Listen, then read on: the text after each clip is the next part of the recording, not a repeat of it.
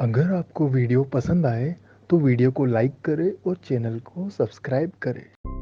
रूस नाम का एक बहुत बड़ा देश है। वहाँ एक किसान रहता था। एक दिन वे अपने खेत में काम कर रहा था। तभी उसने देखा कि उसके राज्य के महाराज उसके खेत में आए। महाराज खड़े होकर देखने लगे कि वे कैसे जमीन में हल चला रहा है।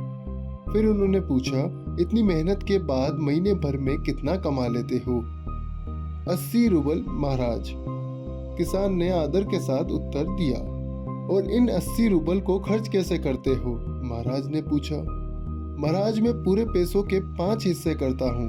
पहला हिस्सा राज्य के कर चुकाने में जाता है, दूसरे हिस्से से मैं अपने कर्ज चुकाता हूँ, तीसरा हिस्सा मैं उधार दे देता हूँ, चौथे हिस्से से घर का खर्च चलाता हूँ और पांचवा हिस्सा मैं दान में दे देता हूँ।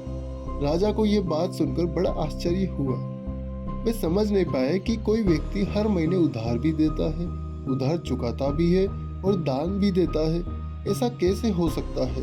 उन्होंने किसान से कहा, एक हिस्से से तुम राज्य के कर चुकाते हो, एक से घर का खर्च चलाते हो। ये बात समझ में आई, लेकिन बाकी के 3 हिस्सों वाली बात समझ में नहीं आई। जरा ठीक से समझाओ। महाराज, मेरे पिताजी और माँ ने मुझे बड़ा किया, सब सिखाया। उन्होंने जो कुछ आज तक मेरे लिए किया वह मेरे ऊपर उधार है। अब मेरी बारी है उनकी सेवा करने की, इसीलिए एक हिस्सा मैं उनके देख रेख पर खर्च करता हूँ। इस तरह मैं उनका कर्ज चुकाने की कोशिश करता हूँ। अब उधार देने वाली बात, मेरा एक बेटा है। आज मैं उसके खाने पीने की, पढ़ाई की और बाकी सारी जरूरतें पूरी करता हूँ।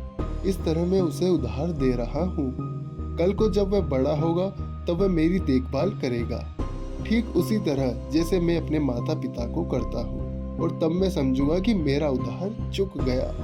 रही बात दान करने की, तो ये एक हिस्सा मैं अपनी बेटी के लिए खर्च करता हूँ। जब वह बड़ी हो जाएगी तब मैं उसका विवाह कर दूंगा। वह हमें छोड़कर दूसरे घर चली जाएगी। इस तरह जो कुछ भी मैं उसके लिए करूँगा, दान समझकर ही करूँगा। पूरी बात समझने के बाद महाराज बड़े ही प्रसन्न हुए। उन्होंने मान लिया कि किसान बहुत ही चतुर और हाजिर जवाब है। उन्होंने किसान को अपना न्याय मंत्री नियुक्त कर लिया।